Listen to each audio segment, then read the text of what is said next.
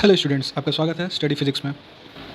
इस वीडियो में हम लोग बात करेंगे बेसिक डिफरेंशिएशन रूल्स की, क्योंकि हमारे काइनेमेटिक्स चैप्टर में कुछ ऐसे टॉपिक्स हैं जिसमें डिफरेंशिएशन का बहुत बड़ा रोल है और उसके बिना वो टॉपिक अधूरा है। और उस टॉपिक को अच्छे से जानने के लिए डिफरेंशिएशन और उसके कुछ बेसिक रूल को जानना ज़रूरी है। ज़्यादा नहीं, सिर्फ कुछ बेसिक रूल्स की ज़रूरत है जो कि हमें काइनेमेटिक्स में और फर्दर भी हमें हेल्प करेगा। तो ये जानते हैं डिफरेंशिएशन है क्या और उसका कुछ बेसिक रूल्स के बारे में जानेंगे। साथ ही इसके रिलेटेड हम लोग कुछ प्रॉब्लम्स और कुछ एग्जाम्पल्स देखेंगे कि कैसे सॉल्व करना है। तो चलिए शुरू करते हैं। हम लोग सबसे पहले देखते हैं स्लोप। हमें बेसिक डिफरेंशिएशन रूल्स में सबसे पहले हम लोग को जानना है स्लोप के बारे में। स्लोप क्या होता है? स्लोप, जैसे कि आपने 9-10 में कभी अगर ट्रिग्नोमेट्री पढ़ा होगा तो आपको पता होगा टेन थीटा के बारे में। टेन, ये जो एक ट्रिग्नोमेट्रिक रेशियो होता है टेन, तो इसी को हम लोग बोलते हैं स्लोप। ये कहाँ से आता है? जैसे मान लीजिए ये ग्राफ है, ये एक्स और ये वाई, अगर हम लोग को एक लाइन ड्रॉ करें, एक स्ट्रेट लाइन, तो ये जो लाइन एक्स एक्सिस के साथ जो एंगल बनाता है वो होता है थीटा, और यही जो टेन थीटा होता है वो होता है स्लोप। इसी को बोलते हैं हम लोग स्लोप। और ये किसी भी पॉइंट पर अगर हम लोग एक एक्स एक्सिस के पैरेलल अगर ड्रॉ करें तो ये हर जगह ये थीटा हम लोग किसी भी जगह पे, किसी भी पॉइंट पे हम लोग स्लोप निकाल सकते हैं। किसी भी जगह पे हम लोग स्लोप को कैलकुलेट कर सकते हैं और वो होता है, ये तो हो गया स्ट्रेट लाइन का। अगर हम लोग अगर कोई कर्व लेते हैं, अगर कोई कर्वी लाइन है, इस तरह से कर ले लेते हैं, कोई कर्व है, जैसे कि हमने इस केस में देखा, इस वाले केस में देखा, इसमें हर जगह थीटा सेम आ रहा है, यानी स्लोप भी हर पॉइंट पे सेम होगा। लेकिन जब हम लोग एक कर्व लेते हैं, तो कर्व में हम लोग को जिस पॉइंट पे स्लोप निकालना हो उस पॉइंट पे हम लोग एक टेंजेंट ड्रॉ करते हैं। टेंजेंट तो पता ही होगा, किसी एक पॉइंट को टच करता हुआ जो लाइन निकले किसी कर्व पे वो होता है टेंजेंट। ये जो थीटा होगा, इसका जो टेन थीटा होगा वो होगा इसका स्लोप। जैसे हमें इस पॉइंट के लिए निकालना है, इस पॉइंट पर स्लोप निकालना है, तो हम इसके बस एक टेंजेंट ड्रॉ करेंगे और ये जो जहाँ पे एक्स एक्सिस को कट करेगा वो होगा इसका थीटा, और उसके कॉरस्पॉन्डिंग जो टेन थीटा होगा वो उसका स्लोप। ये थीटा वन ले लेते हैं, ये थीटा टू। इस केस में थीटा सारे इक्वल होंगे, इस केस में इक्वल नहीं होंगे, इस केस में अलग अलग हो जाएंगे जगह थीटा वन, थीटा टू। ठीक है, जैसे इस पॉइंट पे निकालना होगा तो इस पॉइंट पे हम लोग एक टेंजेंट ड्रॉ करेंगे और इसके कॉरस्पॉन्डिंग जो थीटा होगा उसका टेन थीटा थ्री ले लेते हैं। तो जो टेन थीटा थ्री होगा इसका अपना एक अलग स्लोप होगा। ये जो तीनों स्लोप है ये अलग अलग होंगे, यानी इक्वल नहीं होंगे। अब स्लोप को हम लोग देखते हैं जिसका हमको चैप्टर में हम लोग को ज़रूरत पड़ेगा। ठीक है, ये स्ट्रेट लाइन है, ये वाई एक्सिस, ये एक्स एक्सिस। हम लोग किसी भी पॉइंट पे एक ले लेते हैं, मान लेते हैं ये पॉइंट है, तो ये जो पॉइंट है इसके हमने एक्स एक्सिस के पैरेलल एक लाइन लिया और ये हमने थीटा बना लिया। ठीक है, अब देखने वाला बात है कि हाँ हमने इसे टेन थीटा है, टेन थीटा की वैल्यू क्या होती है? Perpendicular by base. तो हमको यहाँ पे टेन थीटा के लिए एक परपेंडिकुलर चाहिए, हमने एक पॉइंट से इसे ड्रॉ कर लिया परपेंडिकुलर। इस पॉइंट को हम लोग बना लेते हैं, ये पॉइंट और ये पॉइंट हम लोग कंसिडर कर लेते हैं, ये है x1 y1 और ये कोई पॉइंट हो गया x2 y2। ठीक है, तो हम लोग जब टेन थीटा लिखेंगे तो p क्या होगा? p इक्वल्स टू हो जाएगा ये डिस्टेंस। ये डिस्टेंस क्या है? ये पूरा डिस्टेंस है, ये है y2, और ये जो पूरा डिस्टेंस है ये है y1। तो हमारा जो ये बीच का डिस्टेंस हुआ वो हो गया y2 माइनस y1, लिखेंगे y2 minus y1 divided by same. ये जो हमारा पूरा डिस्टेंस है ज़ीरो से ये लेकर यहाँ तक, ये हो गया x2, और ये डिस्टेंस x1। तो हमारा जो बीच का डिस्टेंस बचा इतना दूर, ये हो गया हमारा x2 माइनस x1। ठीक है, अब ये चेंज है, हम लोग चेंज को लिखते हैं, ये स्मॉल डिस्टेंस है। ठीक है, चेंज है, चेंज को हम लोग लिख सकते हैं del y by del x. Del मतलब चेंज। अब ये तो हो गया टेन थीटा का वैल्यू एक स्ट्रेट लाइन के केस में। अब जैसे ही हम लोग एक कर्व का बात करते हैं, इस तरह का कर्व में, इसमें हर जगह टेन थीटा का वैल्यू सेम आएगा। हम लोग जैसा भी कैलकुलेट कर, जैसे कि हमने यहाँ देखा हर जगह थीटा का वैल्यू सेम है तो टेन थीटा भी सेम आएगा, यानी स्लोप भी हर बार सेम आएगा। लेकिन जब हम लोग कर्व का बात करते हैं, कोई कर्व लाइन हो लेकिन उसका हर बार थीटा अलग है, यानी टेन थीटा भी हर बार अलग होगा और हर बार स्लोप भी डिफरेंट होगा। तो हम लोग क्या करते हैं, जब हम लोग को एक प्रिसाइज कैलकुलेशन करना हो एक कर्व का, तो हम लोग क्या करते हैं, एक कर्व बनाते हैं। ठीक है, ये हो गया x और ये हो गया y। ठीक है, जैसे मान लेते हैं एक टेंजेंट ड्रॉ किया हमने, एक टेंजेंट ड्रॉ किया, इसके मतलब हमने एक एक्स एक्सिस के पैरेलल एक लाइन ड्रॉ किया और टेंजेंट के साथ थीटा बनाया एक। और अगर हम यहाँ से ले एक डिस्टेंस y x2 y2 और इसे x1 y1, इसमें भी tan थीटा इक्वल्स टू हमें परपेंडिकुलर बाई बेस चाहिए। तो लेकिन ये जो है ये स्ट्रेट लाइन नहीं है, यानी एक ट्रायंगल नहीं बना रहा है, तो हम tan थीटा कैसे निकालेंगे? तो हम लोग इस केस में क्या करते हैं कि ये जो पॉइंट है, ये जो दूसरा पॉइंट, इसको मान लेते हैं पॉइंट 1 और ये पॉइंट 2। तो हम लोग क्या करते हैं कि पॉइंट जो 2 को हम लोग 1 के इतना सामने ला देते हैं, इतना सामने ला देते हैं, इतना छोटा कर देते हैं। अगर हम लोग मान लेते हैं कि उस पॉइंट को हम यहाँ ले आए एकदम सामने, एकदम पास, 2 को इस पॉइंट पे ले आए, तो अगर हम इस पॉइंट को अगर मैग्नीफाई करके देखें तो ये कुछ इस तरह से दिखाई पड़ेगा। अगर ये कर्व है तो ये ऑलमोस्ट ये एक ट्रायंगल दिखाई देगा और ऑलमोस्ट ये एक स्ट्रेट लाइन बन जाएगा। और इसका जो ग्राफ आएगा, इसका जो फाइनल जो फिगर आएगा वो कुछ इस तरह का होगा, ये पॉइंट 1, ये पॉइंट 2 और ये थीटा। तो हम लोगों ने क्या किया कि इस पॉइंट को जो दूर था उसको हम लोगों ने पास ले आया, एकदम पास, एकदम सामने। या तो 1 को 2 के पास ले जाइए या फिर 2 को 1 के पास ले जाइए, किसी को भी किसी के पास ले जाया जा सकता है। तो उस केस में हमारा जो tan थीटा होगा वो तो सेम ही रहेगा जैसा हमने यहाँ पे कैलकुलेट किया था। ये इस केस में सेम होगा क्योंकि x2 y2 है और ये x1 y1 है। हमने सिर्फ 2 को इस सामने ले आया तो ये क्या होगा, y2 minus y1 by x2 minus x1 same आएगा। लेकिन हमने क्या किया, इसको बहुत ही छोटा कर दिया, बहुत ही छोटा, यानी 1 टेंस टू 2, करीब करीब सेम, टोटल सेम नहीं, 1 इक्वल्स टू 2 नहीं, जो पॉइंट होगा 1 इक्वल्स टू 2 नहीं, एकदम सामने, एकदम पूरे सामने हमने इसे लाकर रख दिया इस पॉइंट 2 को, एकदम सामने, करीब करीब सेम हो जाता है। ये हो जाता है करीब करीब एक बराबर हो जाता है, लेकिन एक जैसा नहीं होता है। ठीक है, तो हमने क्या किया, हम लोगों ने एक स्मॉल डिस्टेंस के लिए निकाला, इसके लिए निकाला एक बहुत ही स्मॉल डिस्टेंस के लिए, बहुत ही स्मॉल डिस्टेंस के लिए। तो स्मॉल डिस्टेंस के लिए जब हम लोग कैलकुलेट करते हैं तो ये जो टर्म होता है, ये दोनों टर्म वो चेंज हो जाएगा dy बाई dx में, सॉरी dx। हम लोग स्मॉल डिस्टेंस के निकालते हैं। अगर ये x है, अगर ये मान लेते हैं कोई लाइन है, ठीक है, हमें इसका डिस्टेंस पता करना है, पता क्या करना है, हमें इसका डिस्टेंस पता है। ठीक है, तो ये मान लेते हैं अगर ये पूरा डिस्टेंस x है और हमें इतना दूर के बारे में हमें जानकारी प्राप्त करना है, इतने दूर का हमें कैलकुलेशन करना है, तो इस डिस्टेंस को हम लोग बोलेंगे dx, मतलब स्मॉल पार्ट ऑफ x। ठीक है, ये हो गया स्मॉल पार्ट ऑफ x। तो ये भी वही है, dy small part of y और dx small part of x।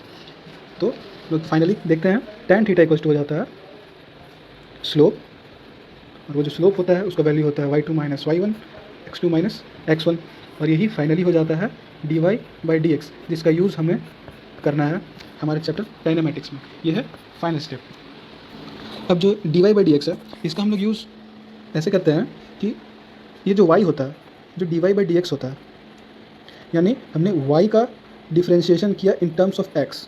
ठीक है, यानी यहाँ पे जो y होता है वो हमेशा x के टर्म में रहेगा।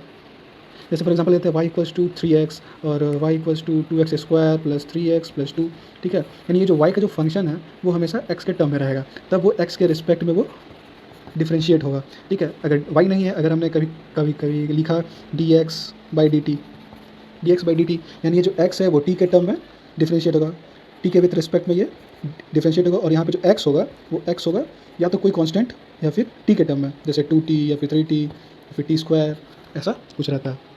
ठीक है, तो ये तो हो गया एक टर्म के बारे में। अब चलते हैं हम लोग कुछ बेसिक डिफरेंशिएशन रूल्स को देखते हैं, कौन कौन से रूल्स हैं। अब जानते हैं हम लोग कुछ बेसिक डिफरेंशिएशन रूल्स को। सबसे पहला जो रूल है वो हम लोग देखते हैं।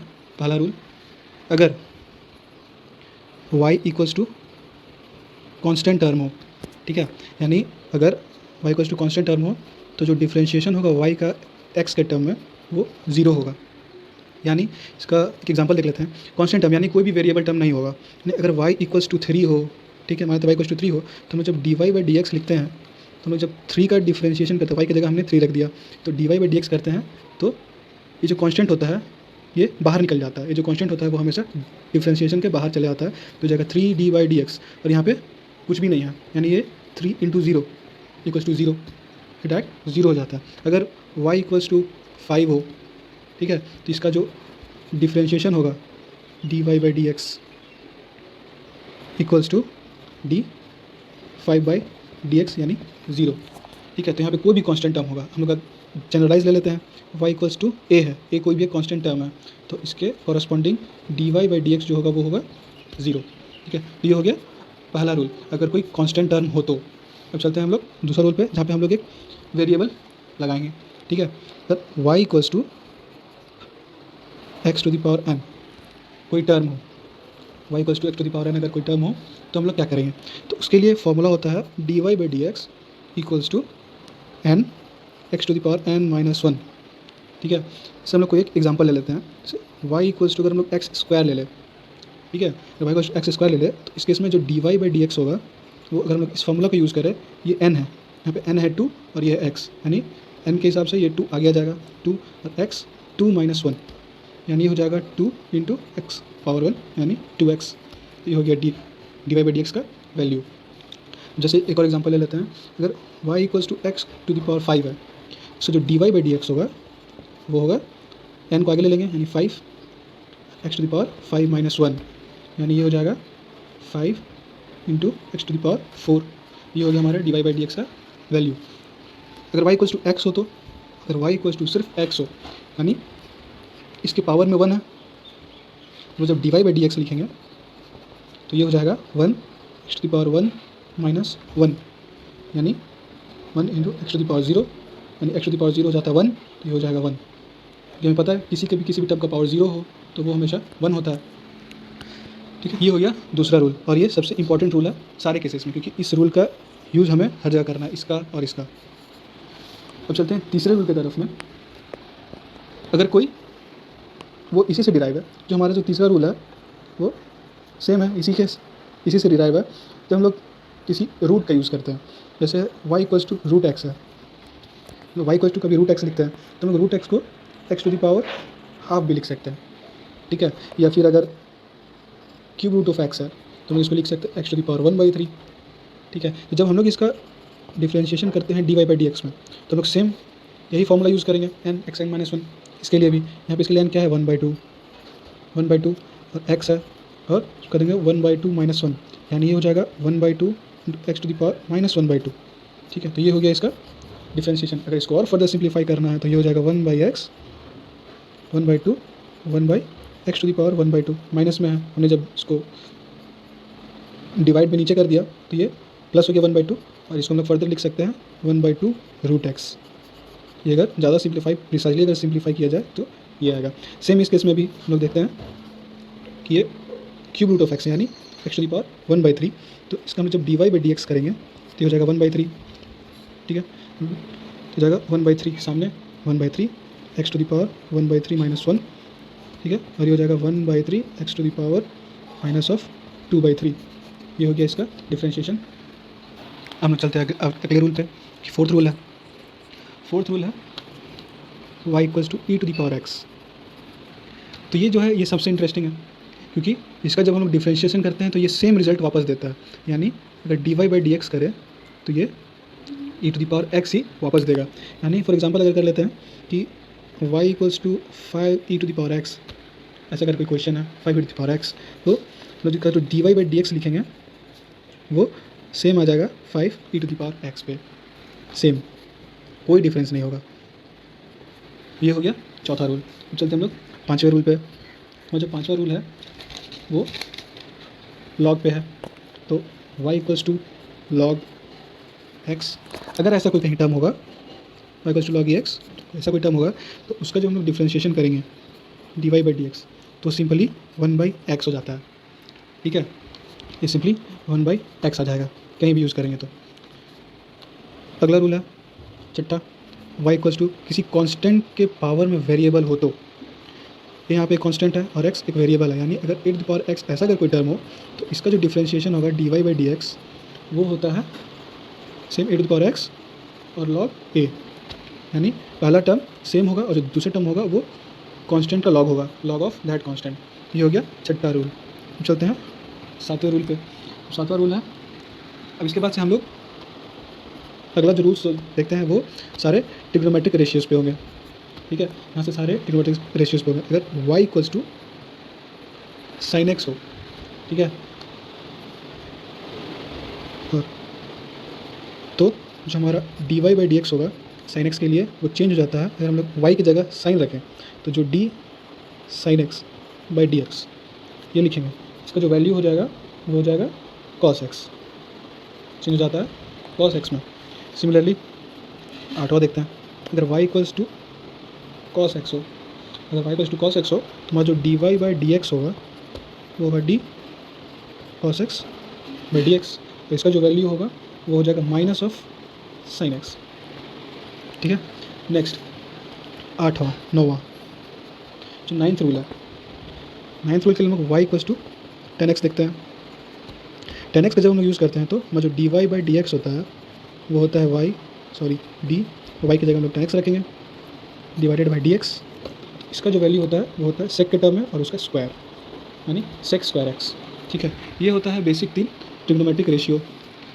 हम लोग सेक, कॉसेक और कॉट का भी निकाल सकते हैं, लेकिन जनरली हम जो बेसिकली यूज़ करते हैं इन्हीं 3 ट्रिग्नोमेट्रिक रेशियोज़ का ज़्यादातर यूज़ होता है। लेकिन फिर भी हम लोग जान लेते हैं, ये 9, 10 भी जान लेते हैं बाकी 3 के बारे में भी। बाकी 3 कौन कौन से?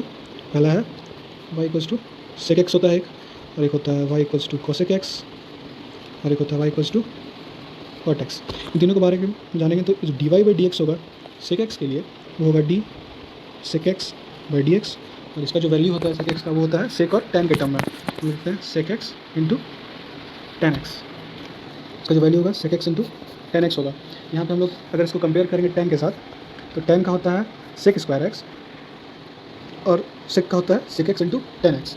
सेम अगर कोसेक एक्स के लिए देखें, इसके लिए d y by d x equal to हो जाएगा minus of cosec x into cot x.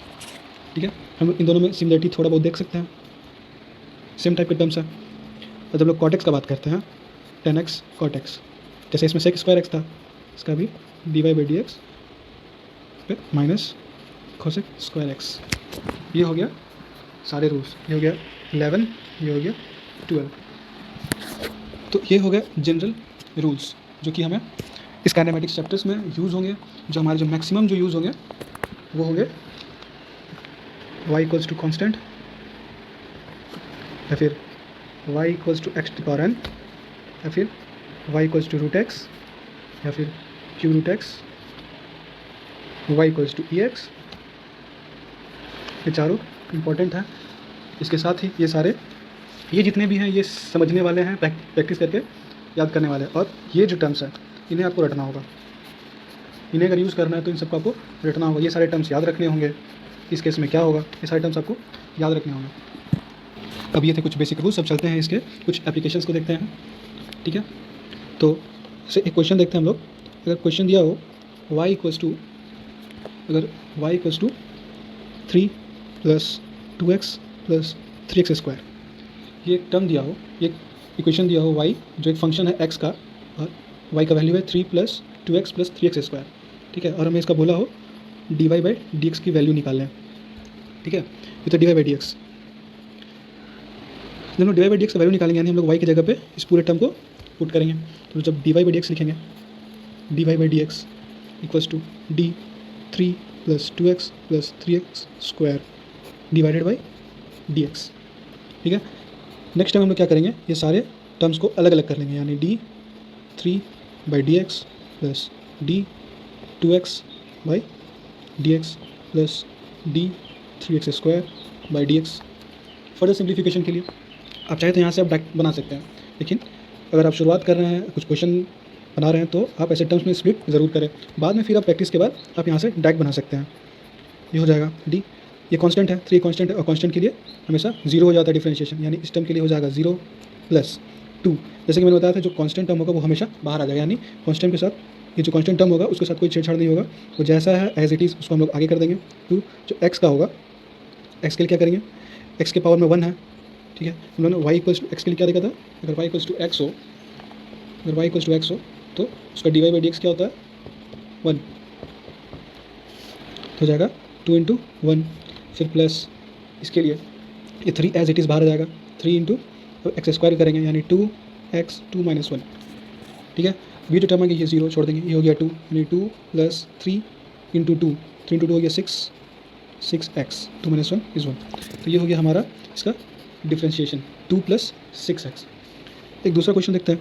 अगर y इक्वल्स टू दिया हो 4x + 6x² + 2x³, इसको कैसे कैलकुलेट करेंगे? तो इसके लिए जो dy/dx होगा, अब मैं ऐसे लिखने की जगह डायरेक्ट मैं इस स्टेप पे आता हूँ। आप ये ज़रूर स्टेप लिखें, ये स्टेप। तो मैं लिख देता हूँ d 4x + 6x² + 2x³ / dx। इसको लोग अलग अलग कर देंगे, d 4x / dx + d 6x² / dx + d 2x³ / dx। ठीक है, इसका जो वैल्यू होगा 4x, यानी 4 बाहर आ जाएगा, जो कांस्टेंट है वो बाहर रहेगा। 4x, x का डिफरेंशिएशन 1, तो हो जाएगा 4 × 1 + 6 बाहर आ जाएगा। और इसका जो होगा डिफरेंशिएशन करेंगे हो जाएगा 2 × x⁻2 - 1 और प्लस इसके लिए 2, 3 आ जाएगा, n बाहर, 3 × x⁻3 - 1।